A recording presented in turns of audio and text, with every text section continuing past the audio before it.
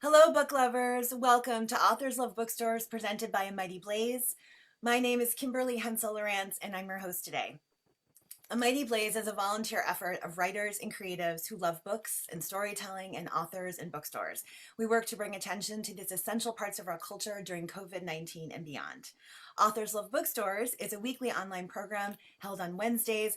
I host and produce this program in conjunction with fellow writer Joe Moldover. Our goal is to highlight indie bookstores across the United States and Canada to tell you what makes them so special and what you can do to help them thrive. We do this by speaking with booksellers and with the authors who love and appreciate their stores. If you're watching live with us on Facebook, feel free to post a question below the broadcast and we'll get to as many as we can later on. So, to today's show, we are so thrilled to welcome Steph Cha to Authors Love Bookstore. Steph is the author of several novels, including the Juniper Sun Crime Trilogy and the award-winning novel Your House Will Pay, which I am reading now and I cannot put down. This book is terrific. Your House Will Pay was awarded the LA Times Book Prize for Best Mystery Thriller. It's also an Barnes & Noble Discover Great New Writers Pick, a Wall Street Journal, Chicago Tribune, BuzzFeed, Book Riot, and LitHub, all Best Book of the Year. Steph is also a finalist for the New York Public Library's 2020 Young Lions Fiction Award. Congratulations, Steph. And in addition to being a novelist, she writes for television and she's an editor and critic. Steph, welcome to Authors Love Bookstores. We're so happy you're here. Hi, thank you for having me. And Steph is here today. You're here today to talk about one of your favorite independent bookstores, Chevaliers. Did I get it right? Chevaliers. Chevalier, I the feel like Chevaliers. Chevaliers Books in Los Angeles. So, and with us from Chevaliers is co-manager Teresa Lee Fung. Welcome, Teresa. We're so happy to Hi, have you. everyone. Thanks So, so much for having us. we're going to have a lesson in saying the store's name properly. Chevaliers. But Teresa, we want to hear a little bit from you about the store for our viewers who have not had the opportunity to visit before. So the store was founded in 1940 and you're located in the Larchmont Village section of LA. Yes, that's correct. So we were established 1940. Technically, that makes us the oldest independent bookstore in Los Angeles.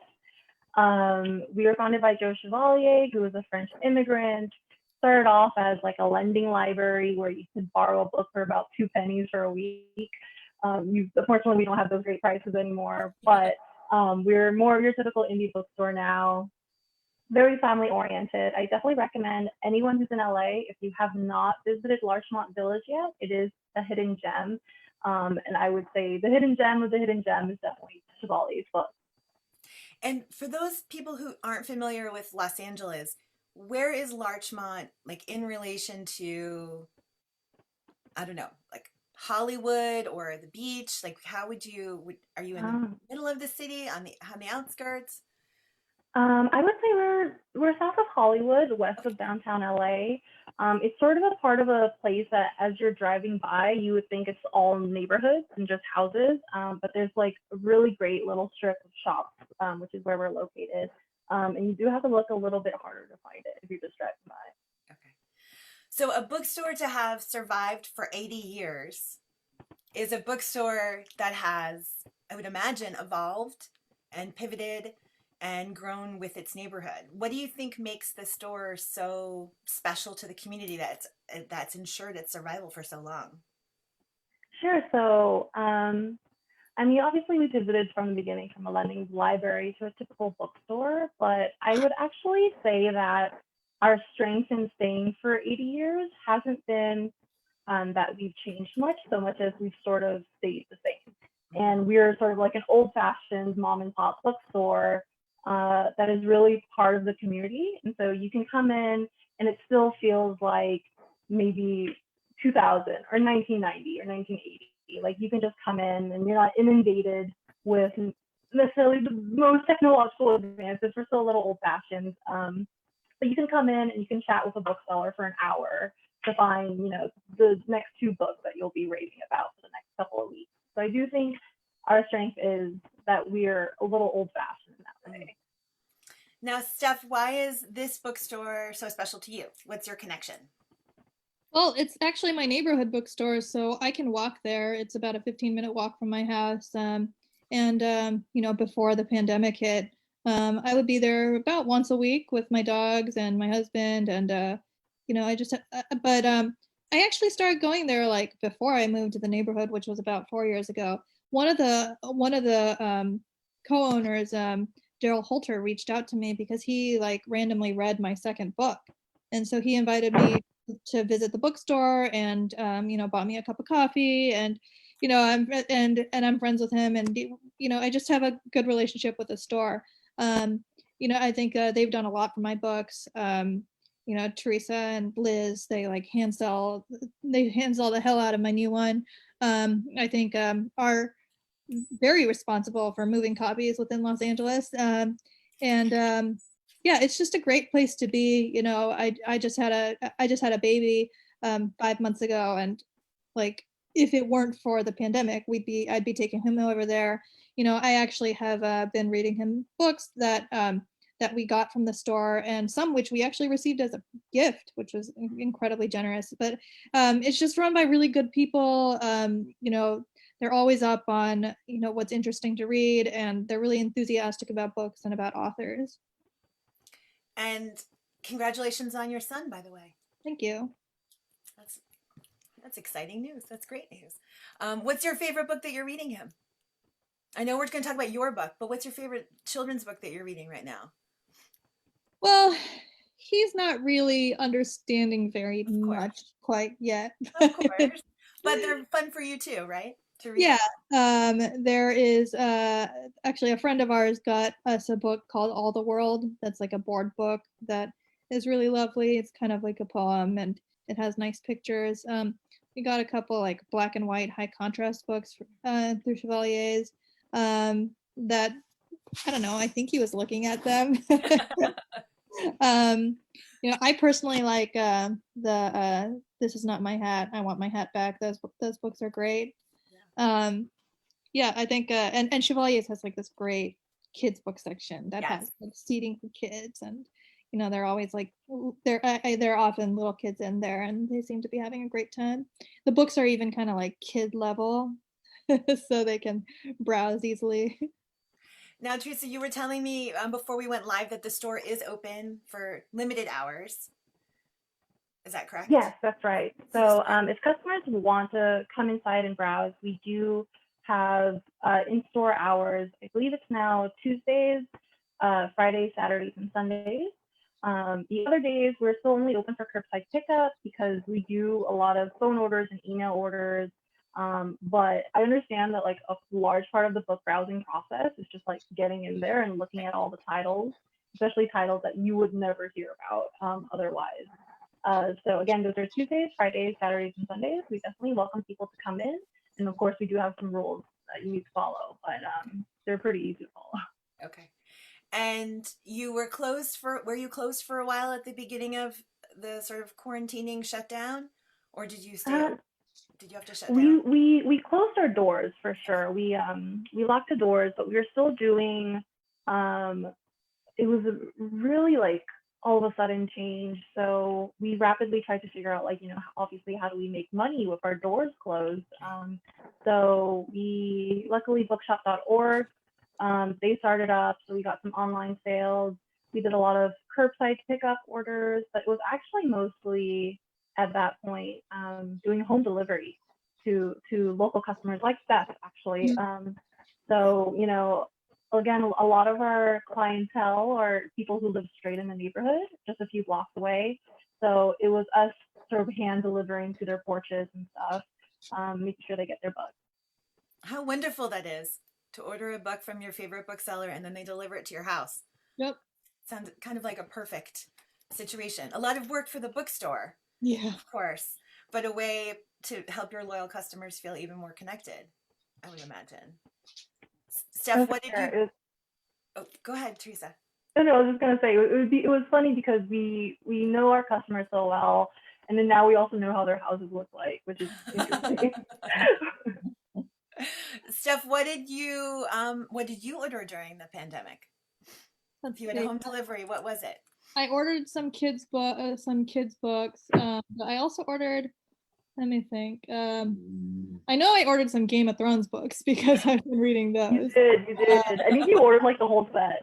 Yeah. And then I've actually been listening to them on through Overdrive. So I've been renting audiobooks for free from the library, and then like reading along with the physical copy, because I don't like to, when I pay for a book, I like to have the physical copy, but I also like to support authors, so I don't typically just rent from the library, so I kind of do this combination thing.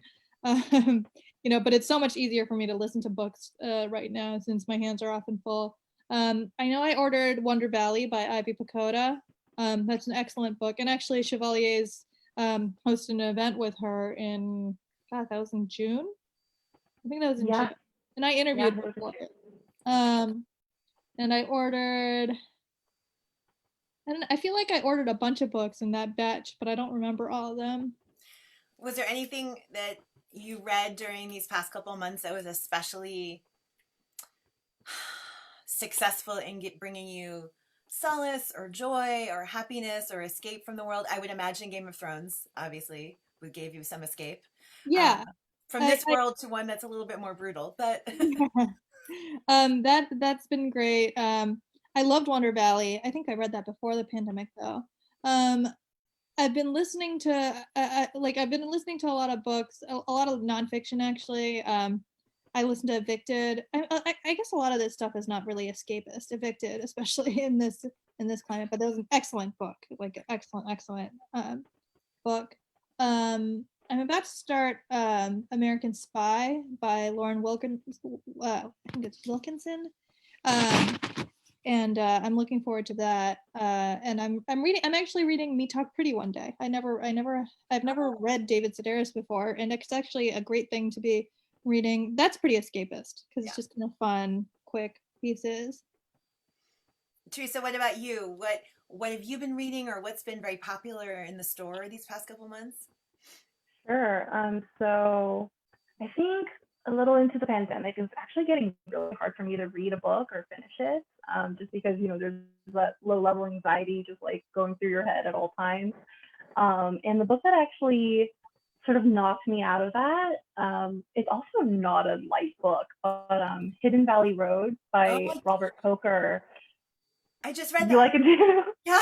Yeah. I mean, it's obviously it's about schizophrenia, so it's not a light read, but I feel like it's a great example of when a book is just so extremely well written that you just fall into it, and that's distracting enough. So Hidden Valley Road by Robert, and I just finished Pizza Girl. It's actually an LA book as well. It's a debut author. Her name's Jean Kyung Fraser. She's also Korean, actually. It's her first novel, and it's fun, and it feels a little dark and funny also, and sad. But it's just about like a pregnant young woman who is a pizza girl, and she delivers to a woman in a wealthy neighborhood who she gets obsessed with, essentially. And it's sort of like you traveling the empty highways of LA with her as her mind goes in circles. That was really fun too. Okay. This sounds great. I'm looking at it now. I hate that Goodreads. I hate that Goodreads was bought by Amazon, because by the time that happened, I was already like obsessed with, like, dependent on Goodreads. Then. Well, another excellent book to read during this time would be Your House Will Pay by Steph Cha. So, Steph, can you tell our readers a little bit about your book? Yeah. Well, I will say it's certainly not escapist. It's very relevant to what's going on right now, so it definitely won't help you escape the situation. It's true, but it's an important read now, especially. I would hope that it would at least like resonate with people. If not, if I don't think it will bring people too much solace or escapism, but I think that maybe it might kind of help clarify some things about, I don't know. It's a book about social movements and violence against Black people, and kind of and racism in the Asian American community, and about the clashes between first generation and second generation immigrant, like within immigrant families. But but it's an LA novel that is based loosely on the 1991 murder of Latasha Harlins, who was a 15-year-old Black girl who was shot and killed by a Korean liquor store or grocery store owner. It's considered that event was one of the precipitating factors behind the 92 uprising, kind of obviously before Rodney King. But it also became this flashpoint for tensions between the Black and Korean communities, which existed both before and after the event, but which were really like crystallized by this murder. And so it's kind of a look at that story and the history of Los Angeles in, I guess I won't say present day anymore because 2019 is very different from 2020, but it came out in 2019 and it was set in 2019. So it's not in a pandemic world, but it is otherwise very contemporary Los Angeles. And the story has characters that you immediately believe in and root for from the beginning. You know, I found that when I've had to put your book down to do an interview or do something else, I'm still thinking about it because I really care about the characters. And so it's definitely a must read for people who haven't had the chance to read it yet. And you can buy it. The link below. Chevaliers Books. We'll put the link below so anyone's interested can grab it. So Teresa, it's just been such an interesting time for booksellers. And that's like such an understatement and really kind of a stupid statement, but it has been very interesting. And what's been the most significant lesson that you and your team at the store what have you learned about bookselling, about publishing? What have you considered changing the way the store operates because of the pandemic going forward? What's the big lesson learned here? Is there a lesson learned or is it just survival?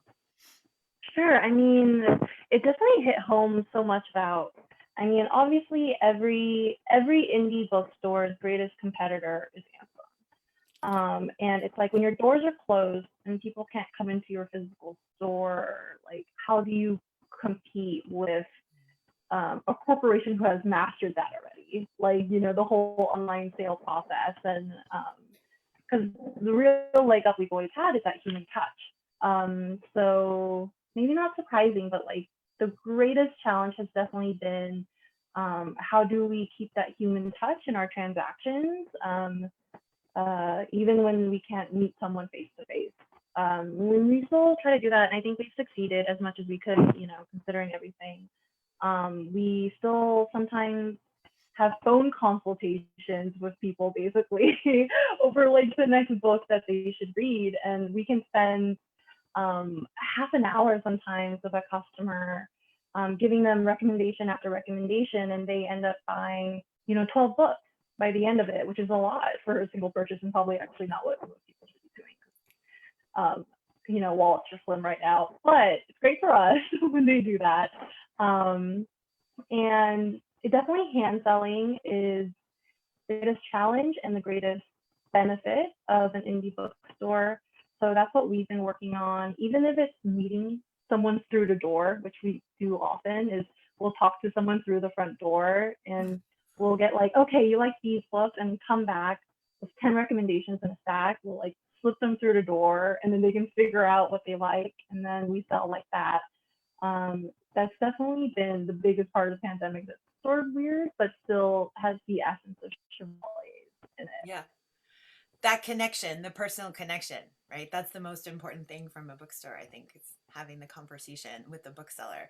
Steph, do you find that when you go to the store, you discover new authors as well, that they hand sell you someone you hadn't heard of before? Have you had those experiences, a special book that you found that way? Yeah, I mean, definitely. I think I feel like Liz always has something that she is that she knows I will find interesting. I mean, this is like this immediately came to mind. It's a bad example because it's like an extremely best-selling book, but I hadn't heard of it until Liz told me about it. This Say Nothing, the book about the IRA, and I mean that was amazing. There's an amazing book that I think, and I don't really even read much nonfiction. And that was one that kind of, I guess that's a good, actually, here's the way that's a good example. It's that I don't read that much nonfiction. think Liz knows that. She still was like, I think you'll like this one. And she was absolutely correct. And I think if I hadn't had that personal recommendation, I probably just would have skipped it.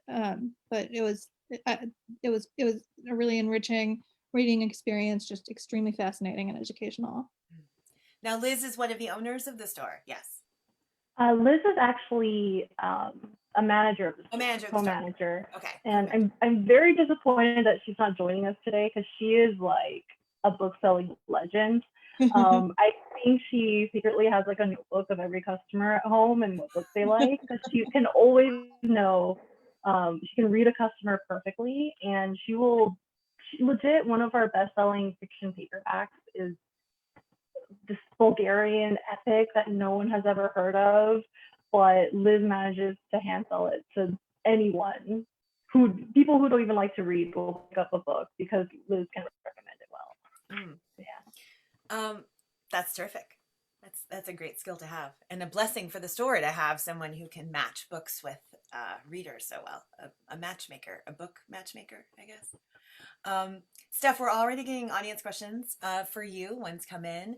How do you think that the audience question is, what do you think about the mystery genre in your books? Do you find the genre conventions helpful or constraining? Is it a good match for the way that you want to write? That's a great question. So I wrote 3 books that were very kind of in genre, in that they were they were private investigator novels, LA noirs, but they really like followed the kind of structure of a mystery novel.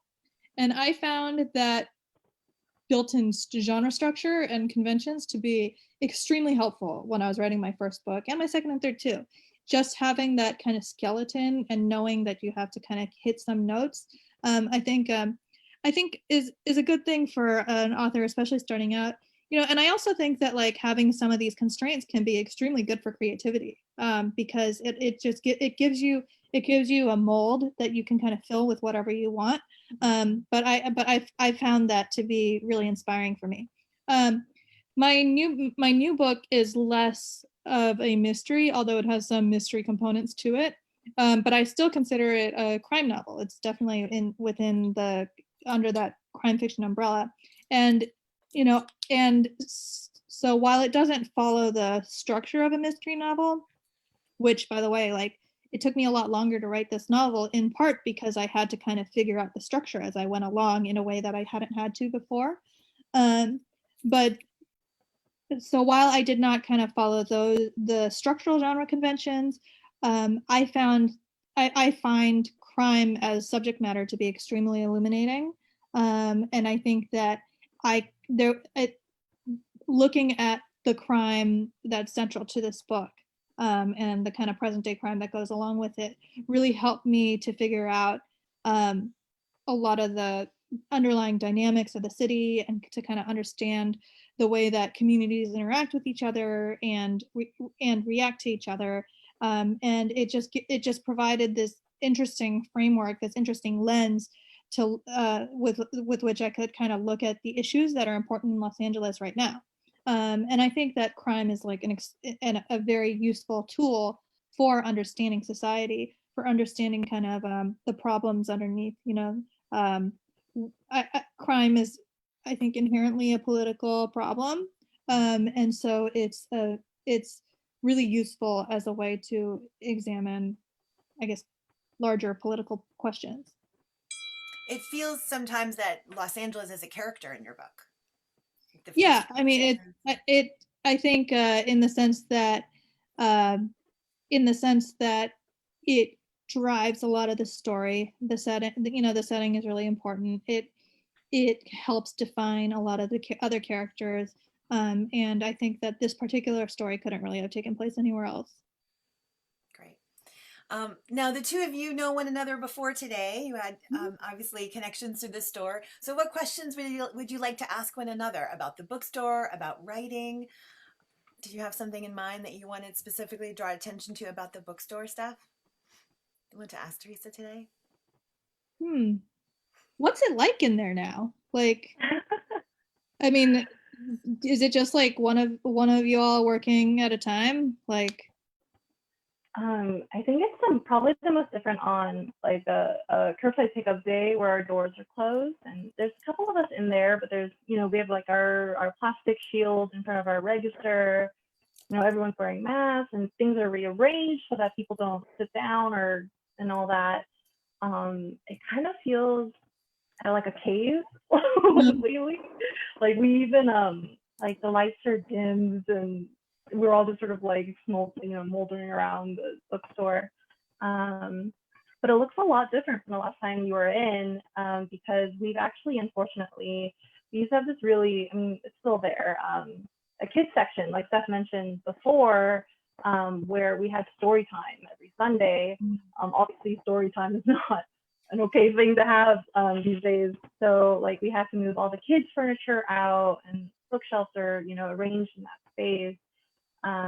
So it looks a little more, I don't know if I should say this, but it looks a little more like a Barnes and Noble. But this, I mean, hopefully this is a temporary situation. Yes, absolutely. We would love to, as soon as it's safe to, really bring those cozy aspects back to our bookstore. Oh, I have another question. This is what I want to know. Okay.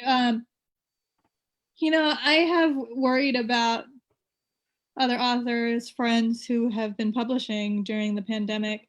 Have you found a difference in the way that like new releases are selling? Definitely, yes.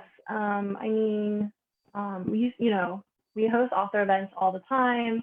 Before they used to be in stores, we'd have the author set up and they'd sign books after. That was a really crucial part of our bookstore. Nowadays, all the events are online through Zoom, and we would get good audiences to show up. It is hard to sell books, though, for events in particular, I think, because there's something special about getting a signed book, especially one with your name on it.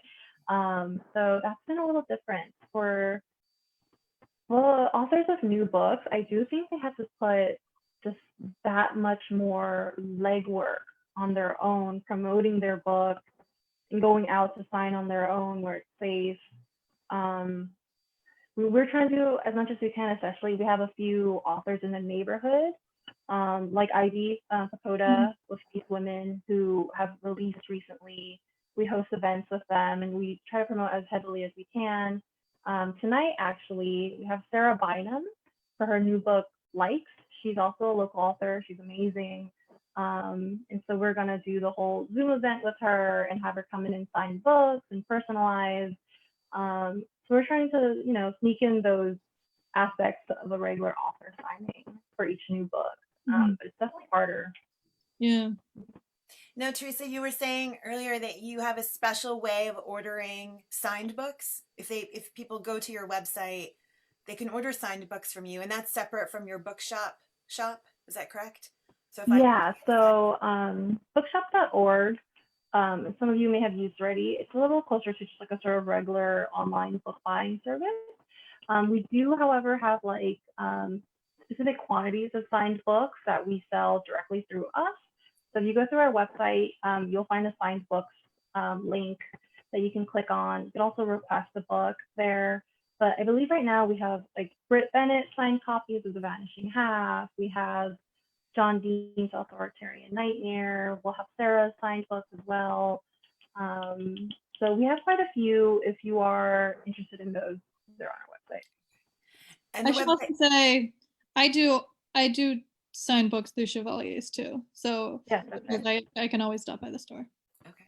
And so that was easier before, but and do you have a newsletter that people can go to your website and get a sure. newsletter for updated? So it's chevaliersbooks.com, right? And so if they want to get on to find out upcoming talks, to find out about these signed books. Yeah, so right on our website, at the bottom of each page, essentially, there's like you can sign up for our newsletter. And we basically send out upcoming online events every week, as well as reminders. And we also send out a list of new books that are coming out every Tuesday. We have these are the books that are out today. And then we also curate a little bit of like, these are the books that we're specifically excited for. If you need a little guidance. on picking what what book you want to read next. Okay. And Steph, a lot of the people who watch us here on Authors Love Bookstores are writers. And so they're always curious to hear from authors whether or not they've been able to write during the pandemic. You had an extra busy pandemic, I think. Yeah, I haven't really been writing. I wrote a short story in June because I was asked to by a journal, and I had like 1 month to write this short story, and so I did that, and I wrote one book review, and so I kind of had a busy writing month in June. Between those two things, I felt like very busy and a little bit overwhelmed. So I haven't really been writing these last couple months, but. Yeah, I have a couple more book reviews in the pipeline. I think basically I hadn't started a new book before the baby came. And so now I'm thinking I probably won't start a new book until I feel comfortable hiring help, which I don't yet. Yeah. But, at some point I will. Right now I'm just reading a lot. I'm actually going to be editing like the new Best American Mystery series. So I've been reading a lot of short stories. So it's actually worked out because a lot of my work is reading. And I can kind of do that while handling the baby. Yeah. I actually feel very lucky. Timing has worked out for me, really, because I'm not really missing out on that much. I have a newborn. He doesn't know the difference. I think like my husband is home all the time. He's like watching the baby now. Like otherwise, if it were just like not pandemic, I would just be, I guess, bouncing him with my foot and hoping he doesn't cry while I do this. But yeah, no, it's actually been really nice. But no, I have not been writing. And I actually did find it hard to write in the first few weeks of pandemic when I didn't have a baby. So I really sympathize with people who, I don't know, there's that feeling that like you should be like making the most of this, but it's also just like hard to get anything done. I don't know. I remember those weeks as going by extremely fast without much happening. Yeah. And when will this mystery anthology come out? That'll be next year. Next year. Okay, great. That's wonderful. So we're at the end of our time now. Thank you both so much for joining us today on Authors Love Bookstores. And to our audience, thank you so much for watching. A reminder that you can support the bookstore by going to its website and buying books, especially Steph's book. Books. She has a whole trilogy before this as well. And you can, as we heard, there are also options to get signed books via the bookstore, so definitely check that out. Get on their mailing list, find out about upcoming events. And if you're in the LA area, definitely think about stopping by. If you hope someday to be in the LA area, put it on your must-visit list. I look forward to that. And visit Steph's website, stephcha.com, to learn more about her writing and her career. And please join us back here next week for another episode of Authors Love Bookstores. Until then, be well and keep reading. Thanks so much.